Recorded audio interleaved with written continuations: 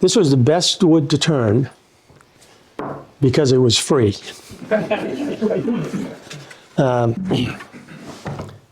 Was it twice turned? Nope, nope. Natural edge, I never twice turned natural edge. So you were starting with dry stock then? Nope, nope, they're wet. So what I've been doing is when I turn something, I'll take a couple of craft paper bags. I'll throw a couple of them in it, do this in a couple of bags. Then I take those bags and I throw it into a big leaf bag. Leave it in the cool place on the floor in my shop, which is in the cellar of my house. And generally, I'm fine. However, the mate to this here, the other half that was here, I left it on my workbench, and I got a nice little crack like here. Okay, and I've been, thinking like Ron did, fill it with CA glue or. That was casting resin with mica powder for the coloring. Yeah, so I've used like 10-minute epoxy color it, and because I got another bowl that's got some little cracks over here, and I didn't want to just throw it away. So I know the website said I was going to do a cherry bowl.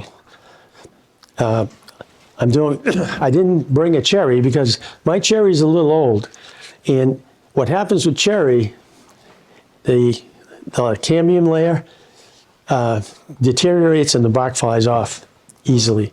So if you're going to do cherry for a natural edge bowl, make sure it's cherry that's been cut fairly recently.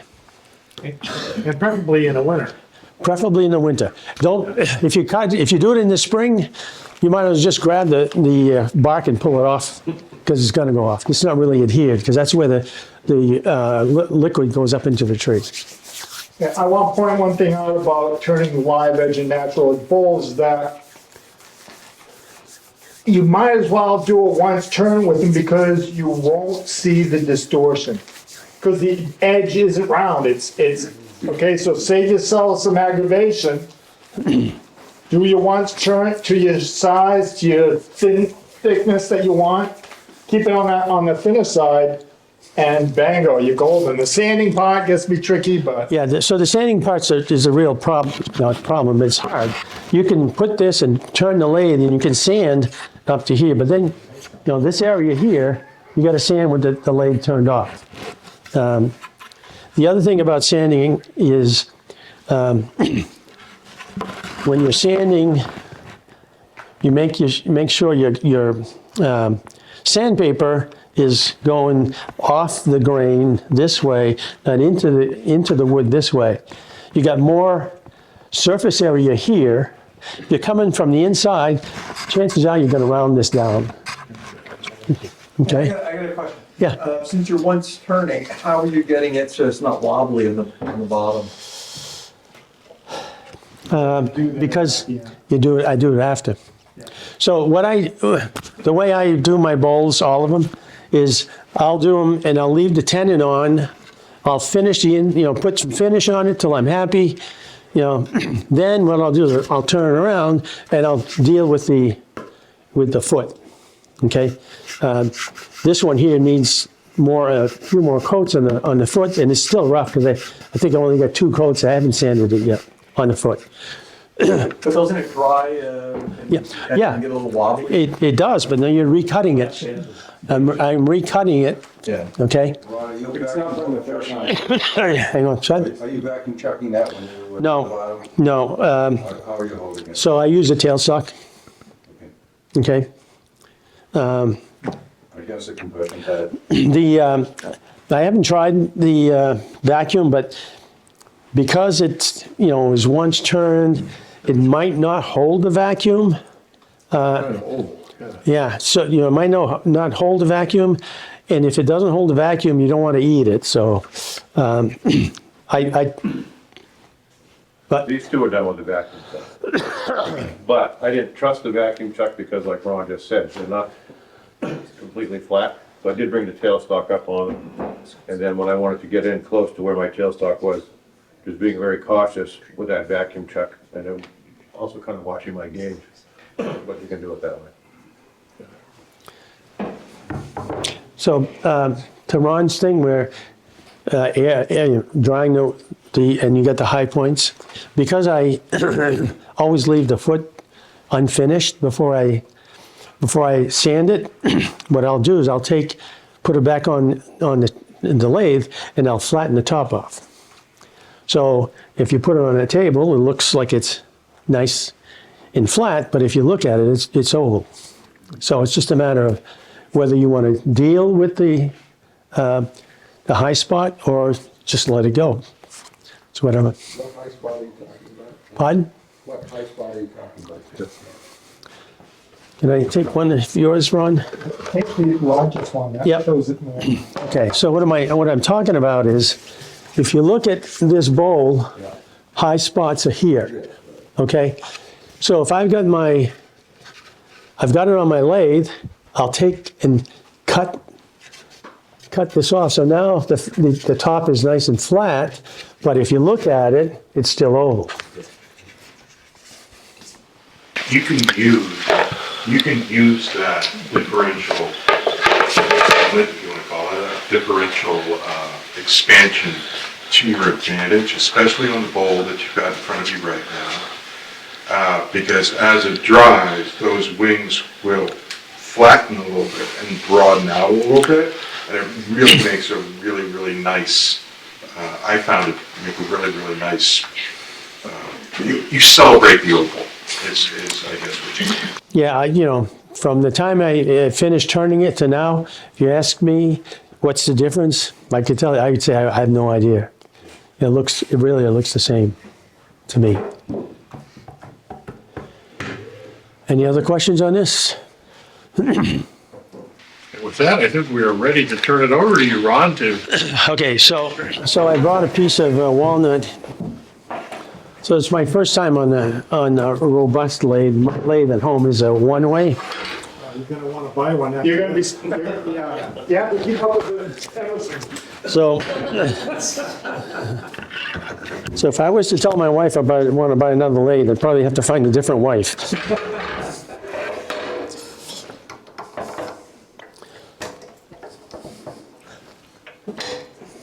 Down to lock it? Get all down for like. Yeah. Could you just go over how you found the centers to put that on? Did I what? How you on the centers? Okay, so I used a measuring tape. This, if I remember right, is 19 inches. So I guess I probably should have said that. So let me take this off. So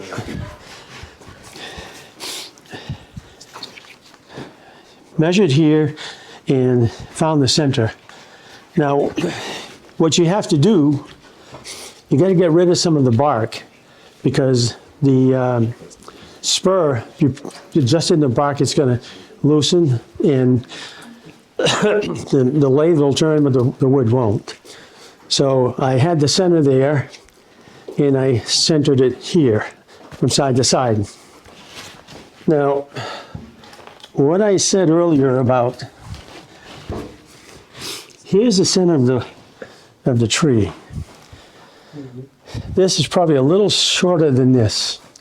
Again, because my log already had, because it was a year old, already had a crack in it.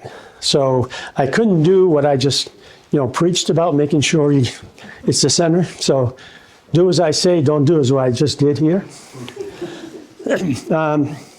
But what you'd like is the center being equidistant on each side. So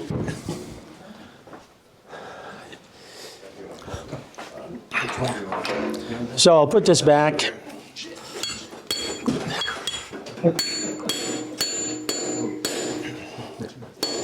Now, if this was Bill's drive spur, I wouldn't have done that with the axe, but since it's mine,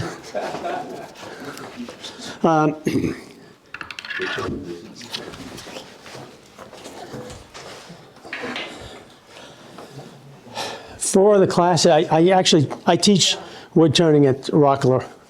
Been doing it for 20 years. And I bought a bunch of two-pronged spurs. And what I found, the four-prong actually held better. Okay?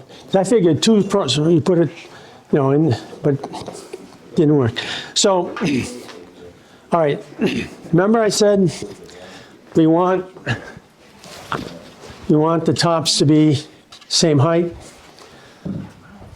So, to make sure it's that, they are, this is where you got to start. So I'm not sure. So what I'm doing here is I'm lining up the top of the bark. I use my tool rest as a marker. And it's right. Huh? Okay, so I'm purposely going to skew it. So now I got about ½ an inch on this side beyond, and it's even here. So what I want to do is I want to go back so that the top of the bark here is also the top of the bark here. So right now it's off by about 3/4 of an inch. Okay, so if I go back to my first shot,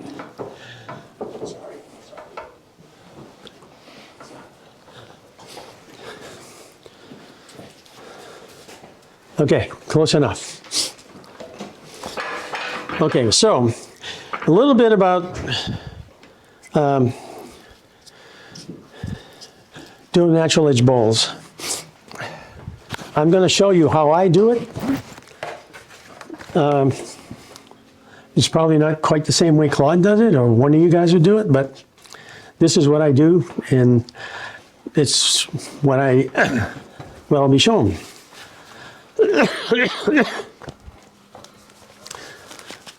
Now, okay, so I don't know how fast this thing is going to turn, Bill. It usually starts at 3,000 RPM. You guys are in the wrong place.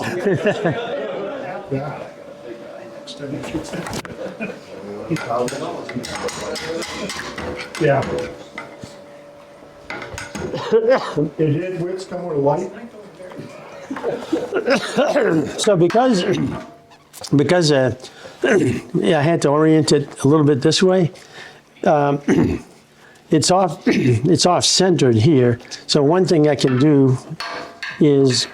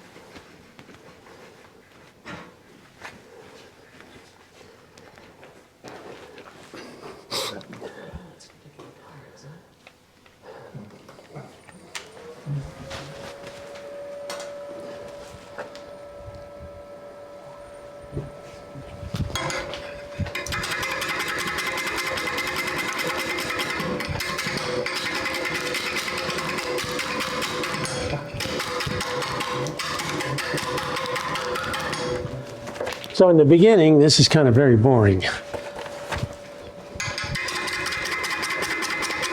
Actually, I do want to say one other thing.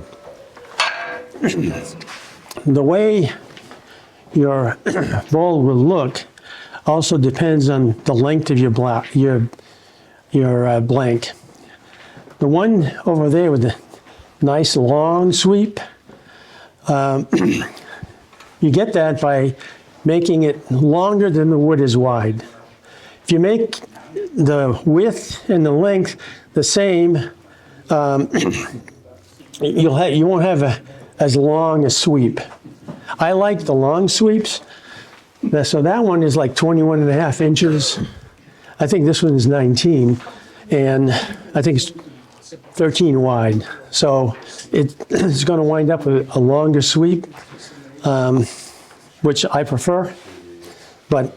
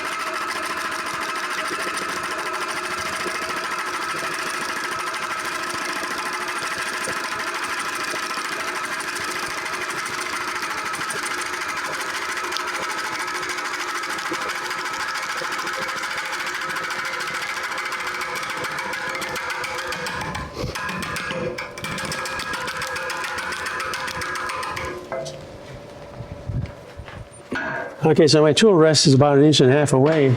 So I'm going to move it in.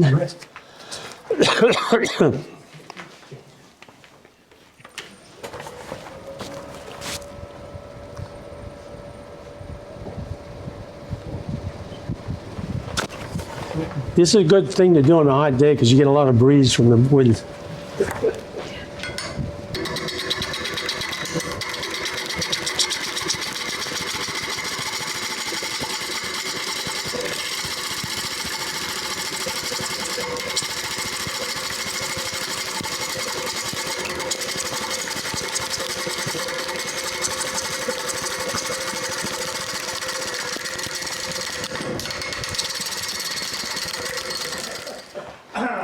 By the way, a little bit on lathe safety. Never stand in front of it when you turn the lathe off. On, step to the side. Like this.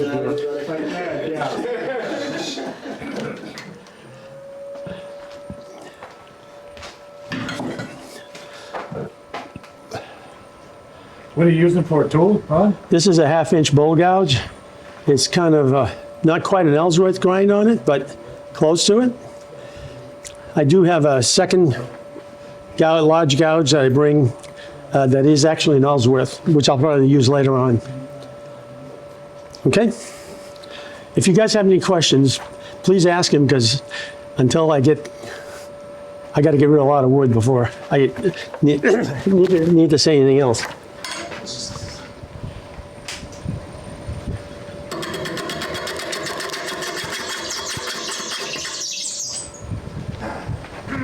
This was better?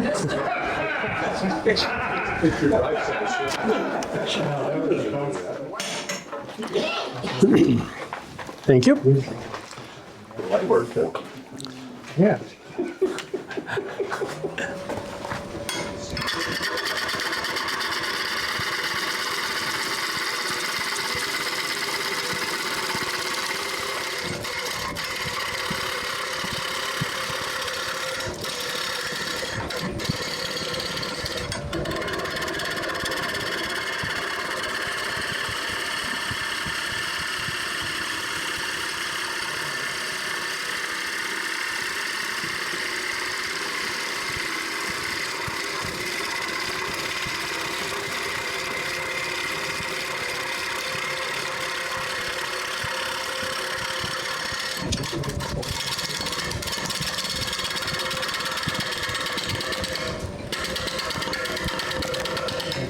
So as I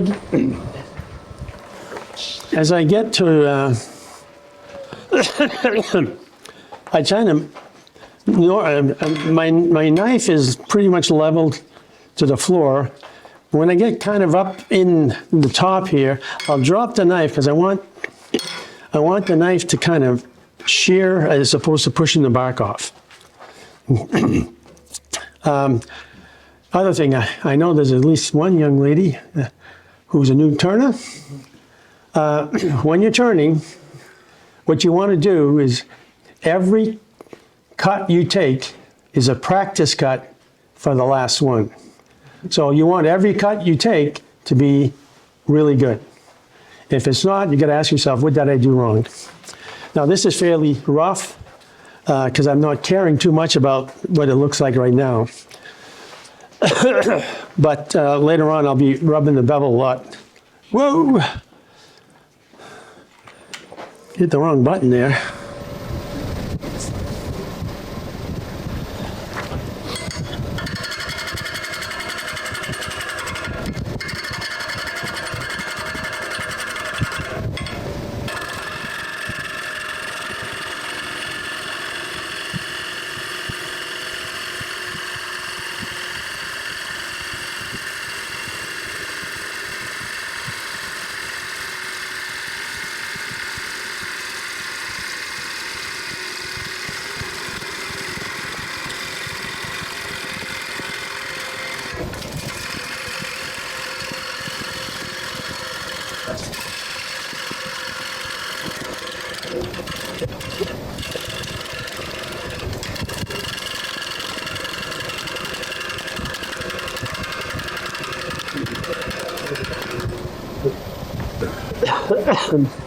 So a number of years ago, I saw Al Sturt from Vermont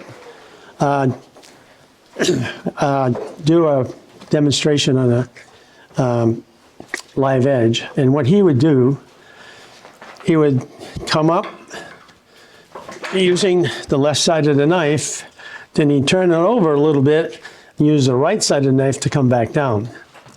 As far as I'm concerned, that's a recipe for disaster. You're going to get a catch. It's very hard. So, and you really don't want to go from top to bottom. Always on a bowl, you want to go from the base to the rim. You're saying from the base to the rim, but when you get towards your final cut Yeah, on the rim, I always push into the bark yeah. rather than pushing the bark away from the wood. Okay, wait, I'm not sure. Come from the top. Oh, come from the top down? Just to the mark edge. Yeah. And that's where, you know, super glue or no super glue helps you also.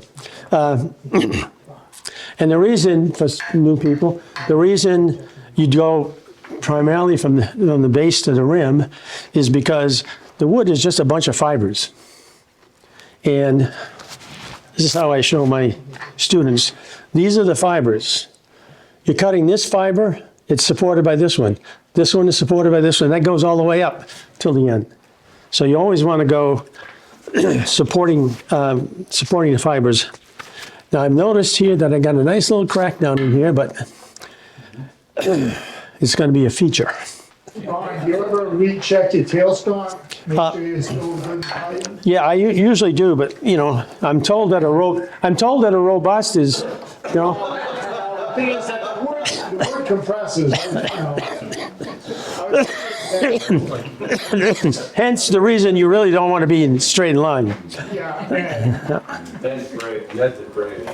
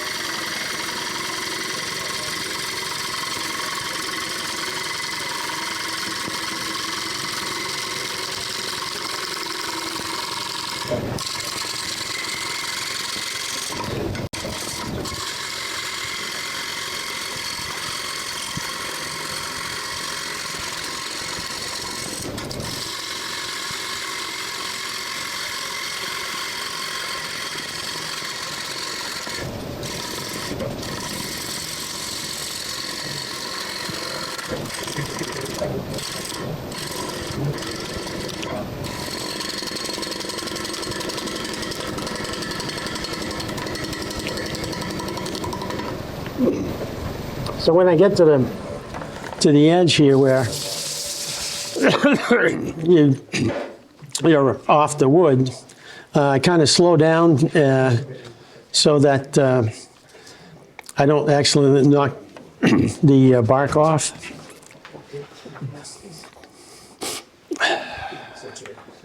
Whoops, wrong. Easy to put this thing in high speed in a hurry. Hit the wrong button. Like that. Like that.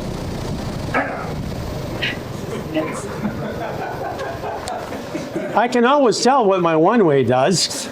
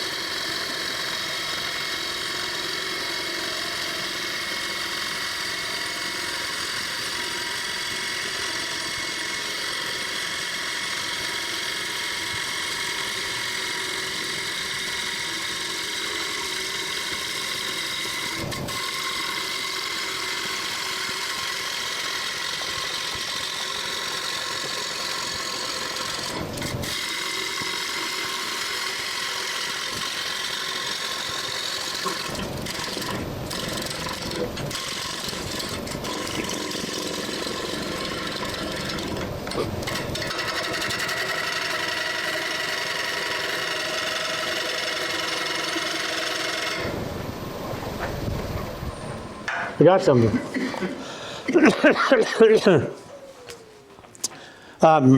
Remember the valleys? I said I want to be the same. So I want to check that here. Claude, can you get this? So there's the valley on this side. The valley on this side is a little higher. Actually, it's probably how I held my pen.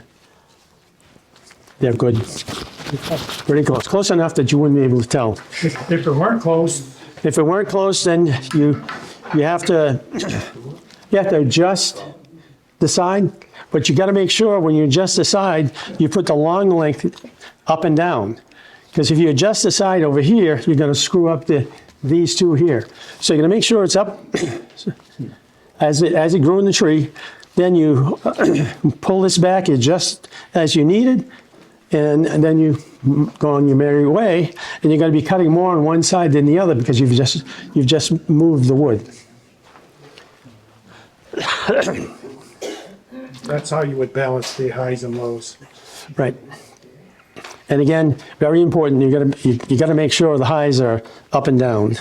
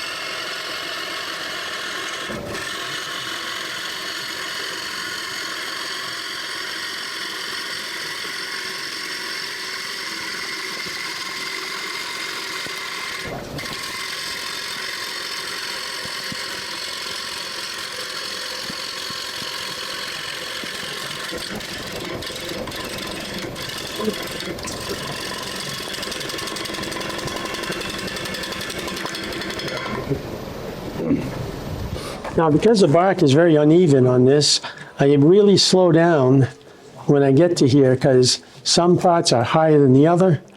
So I take a little bit at a time, so as not to knock the bark off. What RPM are you on? I think about 800 right now.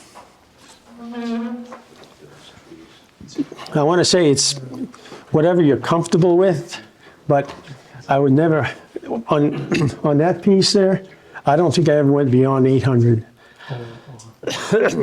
Because if you figure how much wood is coming, circumference, it's coming at you real fast. Well, the longer the piece, the faster it's turning, the upside down it's Right. turning.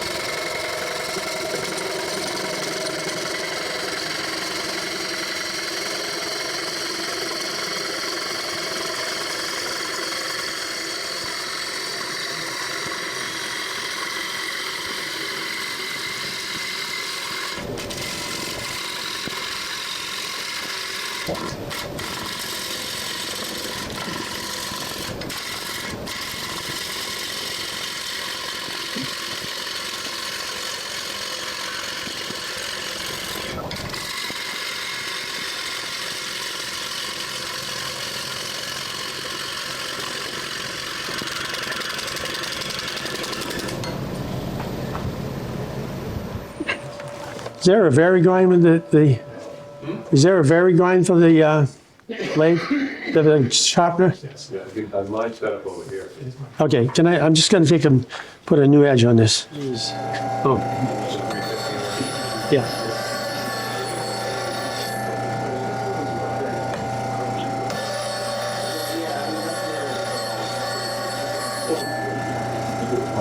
Enough.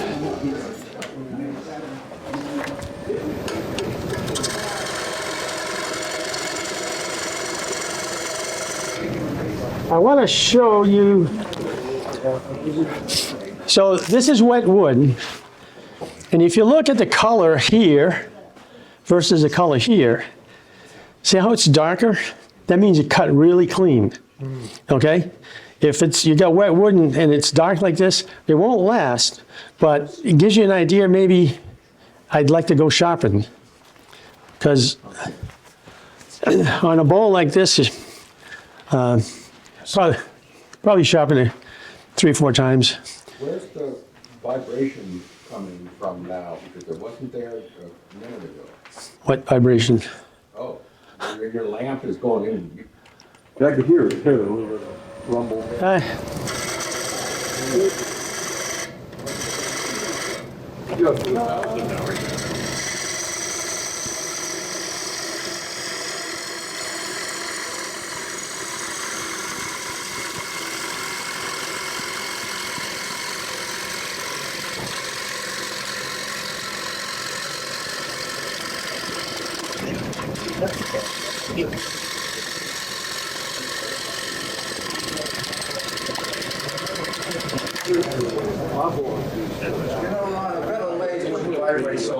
I think a one-way would be fine.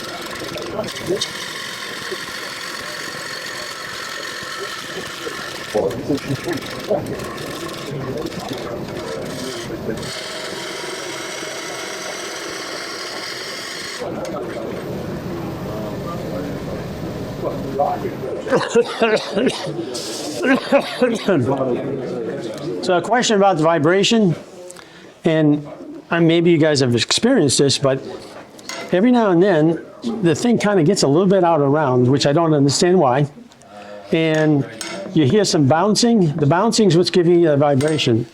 So I read an article from Ernie Conover, that if you keep your knife level to the floor or level to the ways, that will eliminate or help eliminate that. I don't know if that's, I've tried, doesn't work all the time. So if you got that, and what happens, people that I teach tend to want to push the knife with their left hand into the thing. And all you're doing there is you're exacerbating the thing. If you want to get rid of it, there's two ways.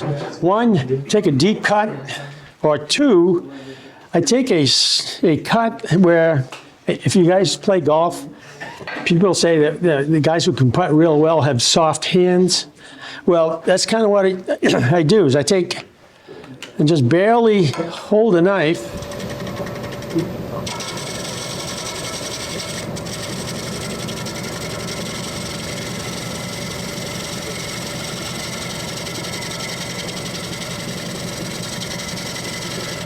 And that can take a long time.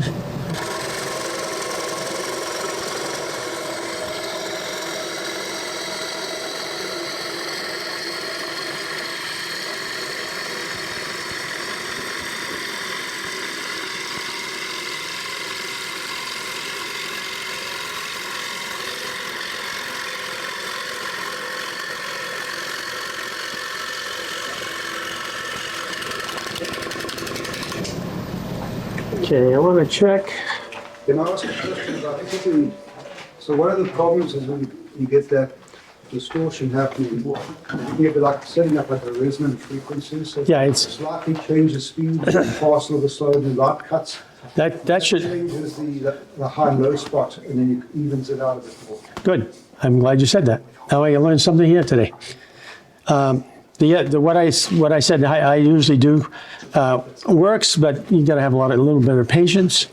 And my wife will tell you I don't have much. Like he was saying, I don't know if you heard it, but he's adjusting the speed Yeah. to control the vibration. So because adjusting the speed will put it in a different oscillation, and that'll help you cut the high spots. And the push has got to be in the direction of the cut. Yeah. Not that direction. Direction of the belt, direction of the cut. Yeah, so all the cutting I'm doing here is all with my right hand. I got to put my left hand somewhere, so I might as well put it here. Okay? I don't push with the left. I don't. I could cut like this. I've done enough bowls. I got enough tool control to do that, but when I teach people how to just push your knife with your right hand. So it's a push cut versus a pull cut. So I'm getting pretty well close to the end, getting a little bit of still to go.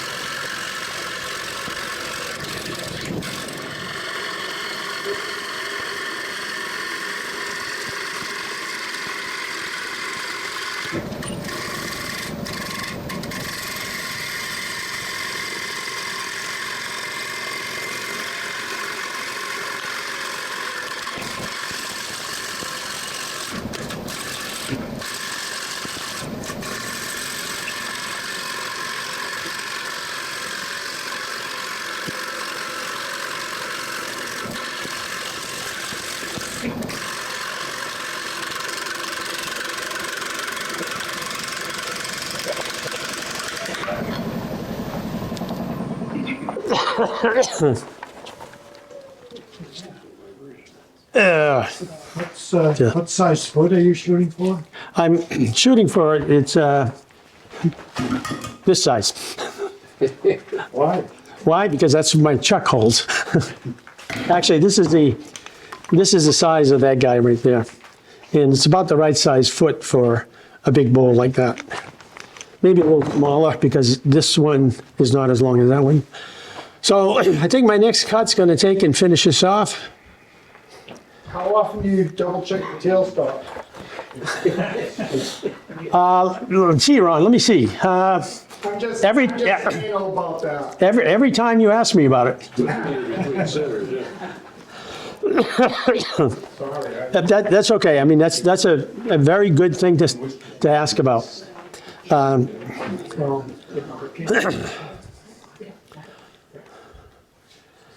All right, this should be the last one.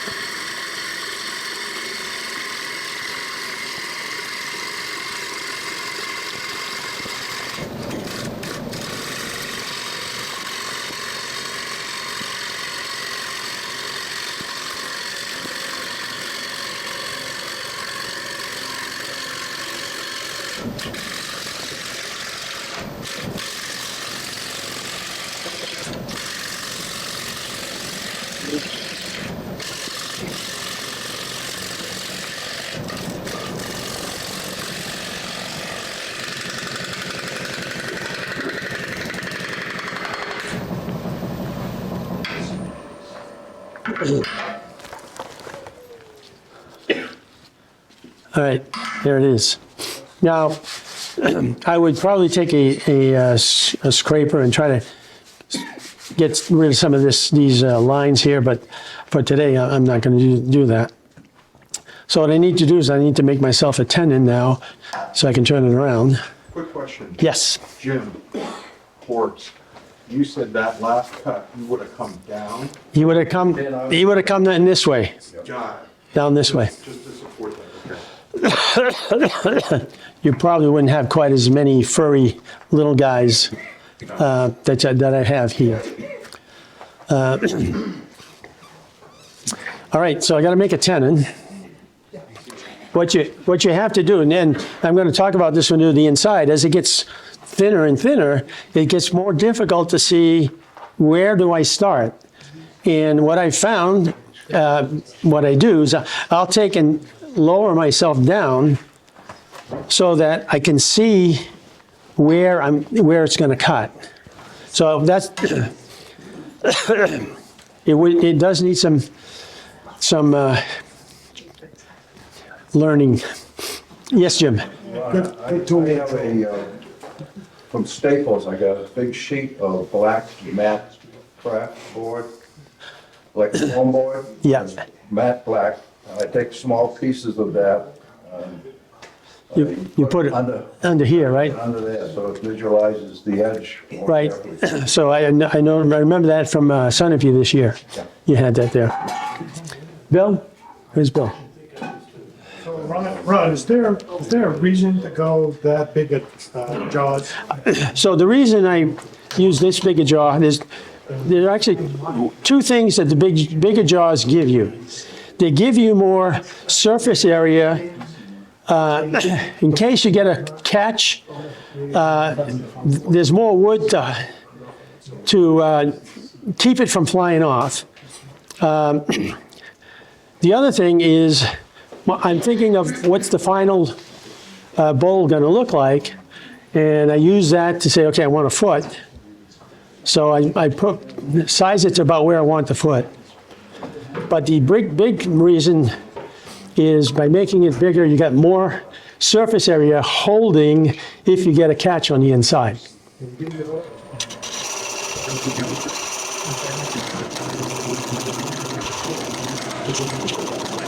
So I would normally use a potting tool for that. It's not my SKU, but I didn't bring one, so you work with what you got.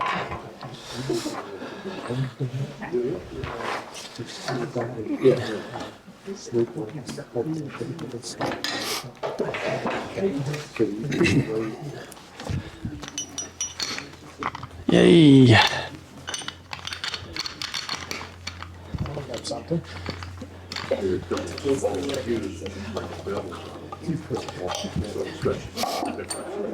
Yeah, the one way doesn't move the headstock. You guys are right about that.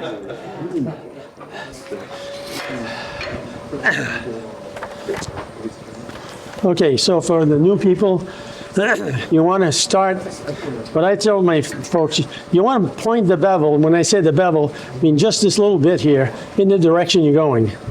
So I'm going to go in, so I'm going to start way out here.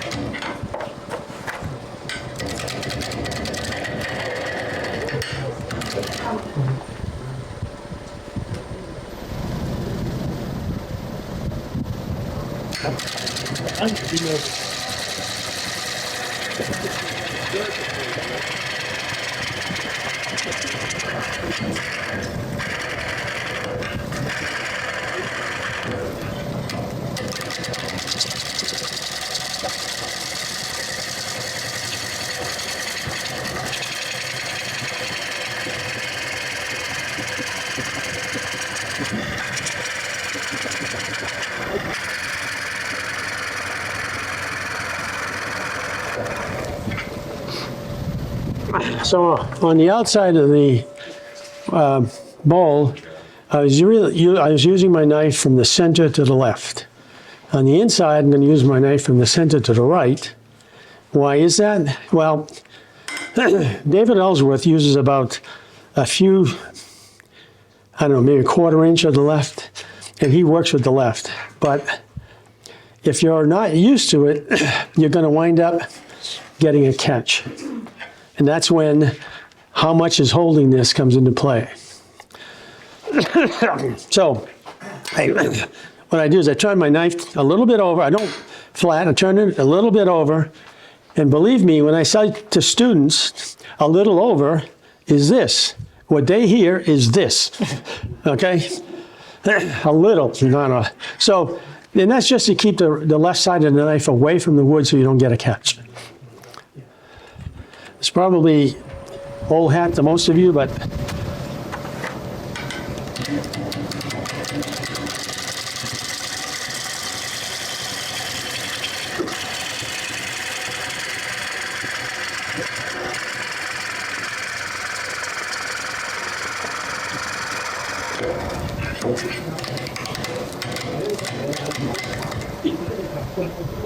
I did have a question on coring. I would take and I would core a piece out of this if I were home. Because there's at least 2 good bowls in there. And what happens, yeah, you get bark and it's very uneven, but the coring tool will go through it very easily. But the repetitive, Jim, this is for you, bang, bang, bang, bang, bang, bang on the tool itself doesn't harm the tool. No. Actually, there's really not a bang, bang, bang, bang, because you're not pushing it on a one way. You're not trying to get it in, in a hurry. You just got to go slow enough till you get by all the bark, and then it's just nice and smooth. It's an intermittent cut, but it's steady. And if you crank your speed up a little bit, Yeah. You're gonna go in slow and roll down. This last thing too.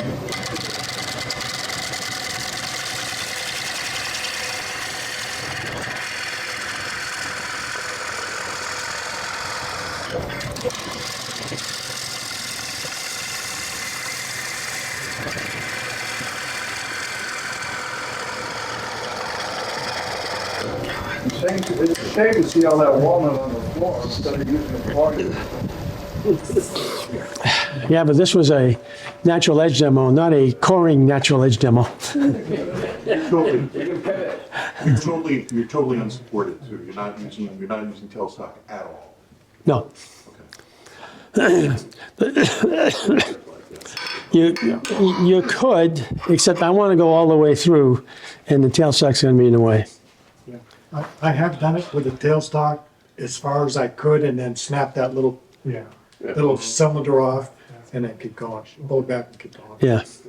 Have you checked your truck? Yeah, it's just Pardon? Bill said it this time, not me. I checked the tailstock. It's still, all right, okay. God, what an audience.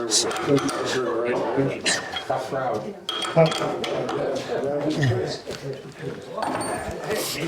Okay, We don't need the guild liability insurance going up.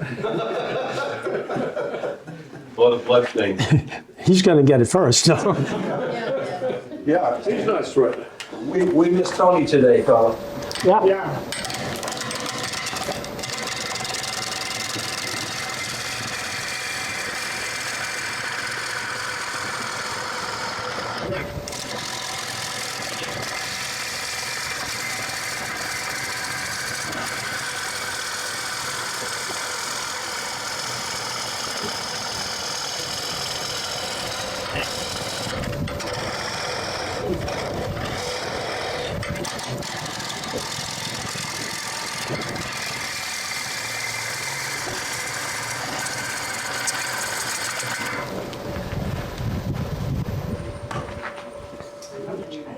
Well, you can't work just the bark only because, you know, after you get by here, you're in wood. Okay? If you're gonna work the bark only, it's kind of, you know, to get to this bark, you gotta get through all the wood. I need to do more.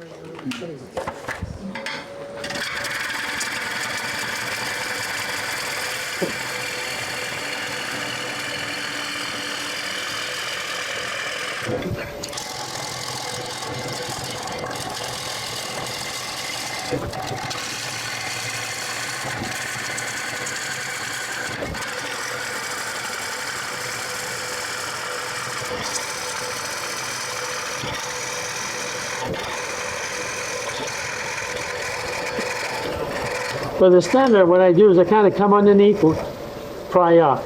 You don't want to punch through the center, especially as this gets wider, because it's going to grab in here coming around this way, and if your finger's in the way, it's going to hurt.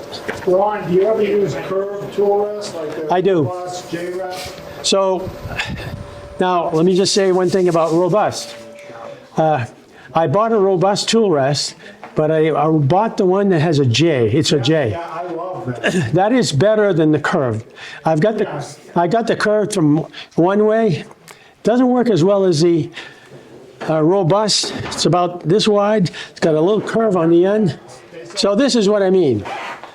Wheeler dealer. So the J one gives you less of an overhang,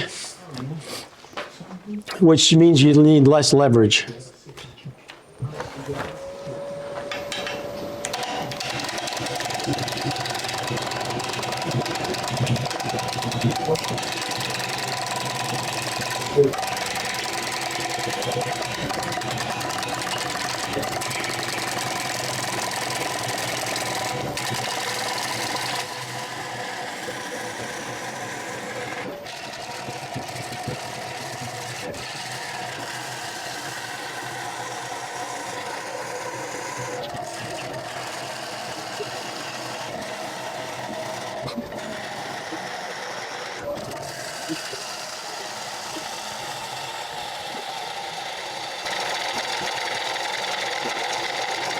So what I just did there is had that bouncing going on.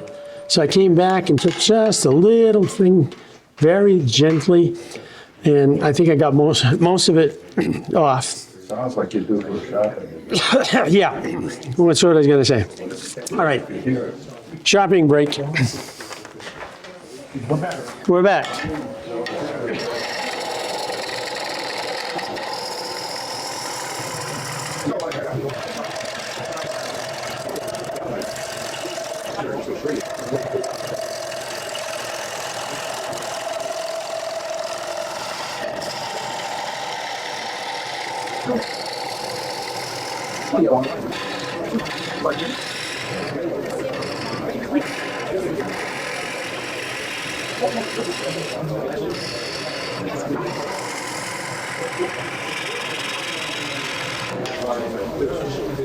Now, before you get too far, you want to make sure that you're not leaving the tops up here much wider than what's down here.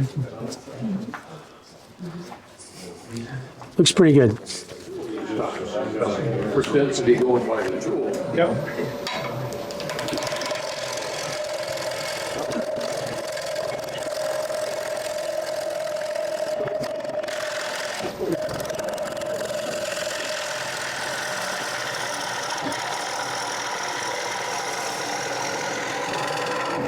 See how much of the tool is still supported even though I'm right down to the end with this type of rest? It's the best $100 I ever spent.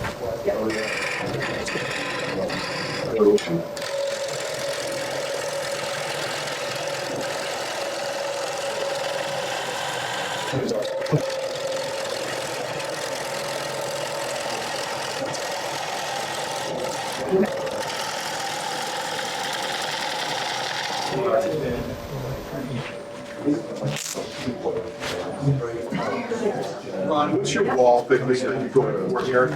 I don't know, what's that one, about ½ inch? Some people like thin walls, some people like thick walls. I'm kind of in the middle of the road kind of guy.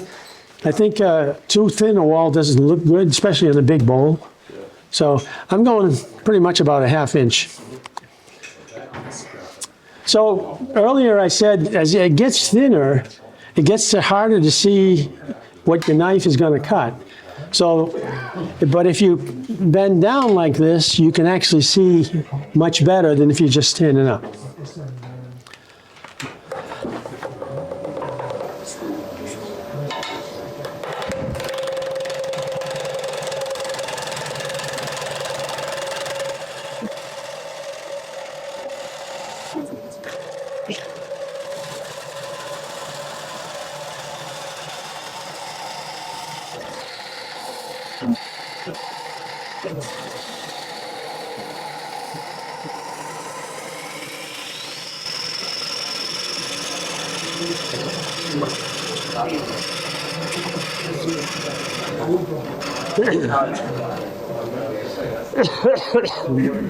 You also periodically got to figure out how deep you are. So what I do is I kind of line up this side with the bottom side there, put it up here. I still got maybe 3/4 of an inch. And you can actually see it gets wider here. So I'm not going to start at the outside now. I'm going to say that's good enough. I'm going to be starting in this area here.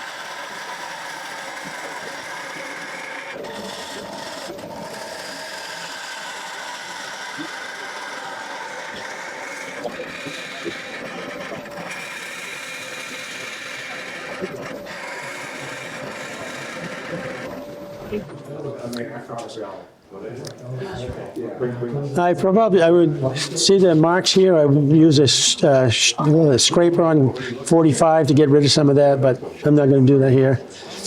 But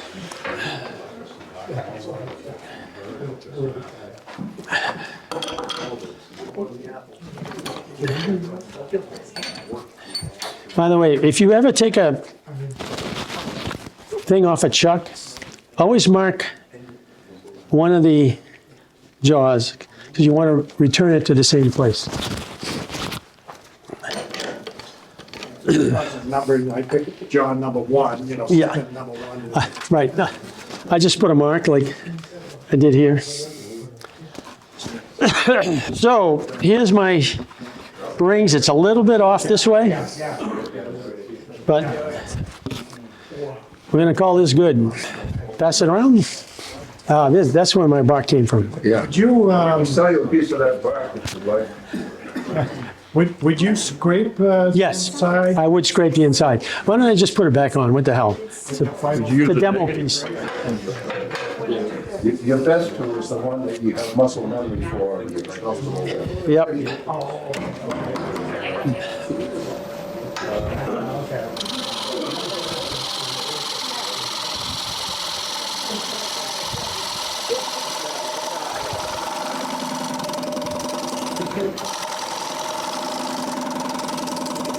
It gets very difficult as you get to the, Right. let me go put a new burr. I'll put a new burr on this and, all right, I put a new edge on it. Let's see what happens. You know how you're telling us about With the scraper, you mean? Yeah, scraper doesn't make, if you're holding it at a 45, it shears in either direction. Yeah. That's different. You know, you get the inversion being on the side.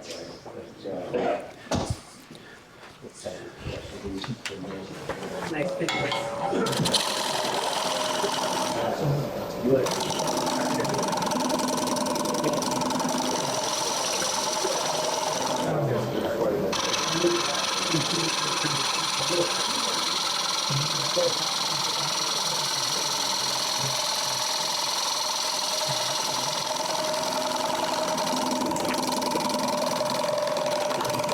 Yeah, it's very difficult when you get up on the sides. But yeah, down in here,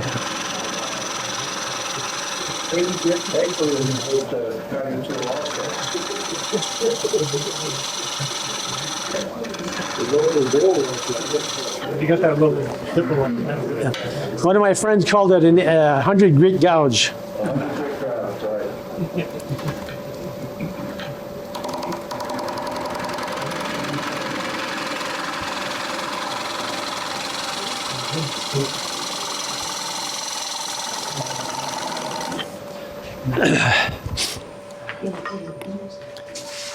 All right, I'm calling it done. I got a bump right here. I'd probably go back to my gouge to get rid of this little bump here. And the scraper leaves are very, even at a 45, these fibers in walnut are very, very furry, if you will. I seldom use a scraper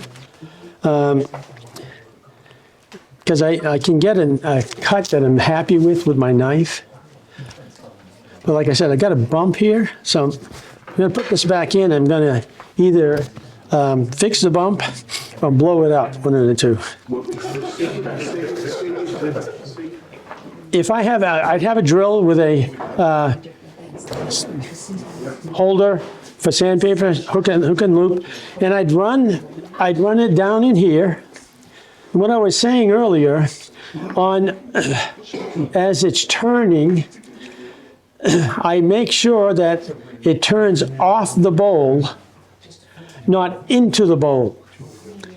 So one side turns off, the other side turns back in. So you kind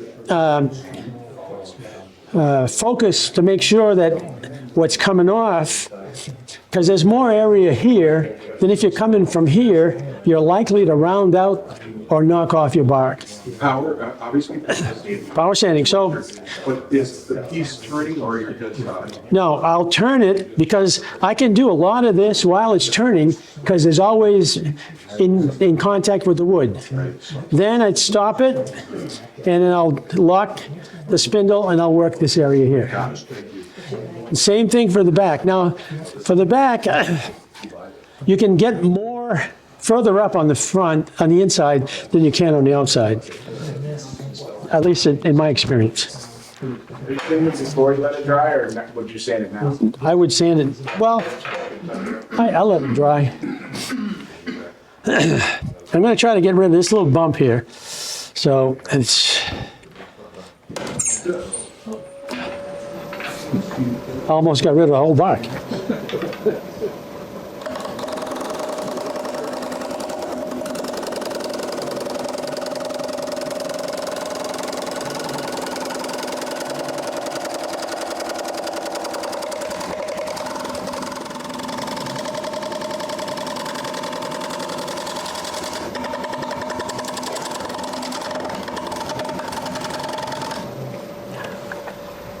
I'm sorry, were you shear scraping there? No.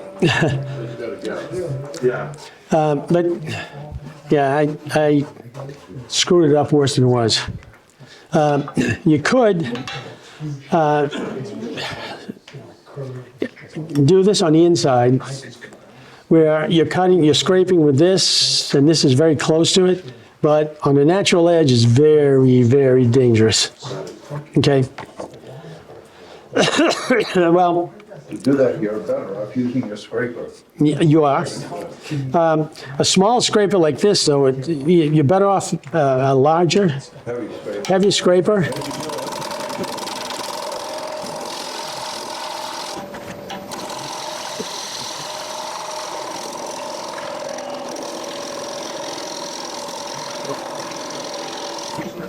I really don't have enough of a burr on this, which is too.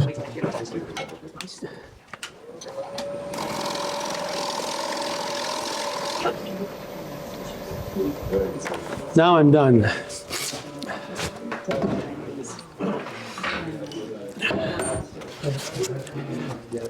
It's still a little thick in the bottom. I think I could take another cut, but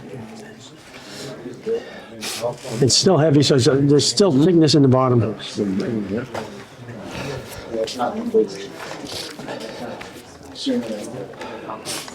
Any questions? I know it's a lot of it is just boring because I got to get rid of the wood, but How long would you let that dry in the bag? I don't know. until I feel I want to sand it. I have a lot of bowls that aren't sanded at home because they're a lot more fun to make than to sand and finish them. I probably have 100 that I haven't done. Oh, boy. It's like I said, and when I find a new piece of wood, it's like, oh, Yeah. Back to the fun part. When you talk about readjusting your fuel stocks, depending on the thing, how do you keep it from maybe going into the old? in this case, I was fine. But what I would do, I'm sure the robust, you can knock the pin out, so you've got just a cone, the circle. That's what you want to use to align it, not the pin, because the pin, if you want to just a little bit, it's just going to draw to the old. But with the cone, you can adjust it very finely.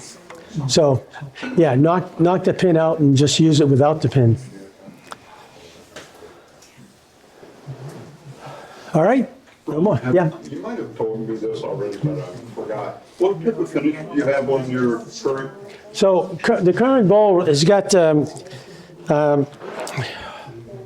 Liberon, which is an English company. It's called finishing oil. We used to sell it at Rockler, but they stopped selling it. So I'm probably going to go to Waterlocks. Yeah, because they sell that and I can get my discount, so what the hell? Yeah, and and this hasn't been buffed. It's got 3 coats. So the thing that by leaving the tenon and finishing this, after a while I get like 10 bowls. I got to freaking finish the tenon. This has only got 2, but that's how I do it.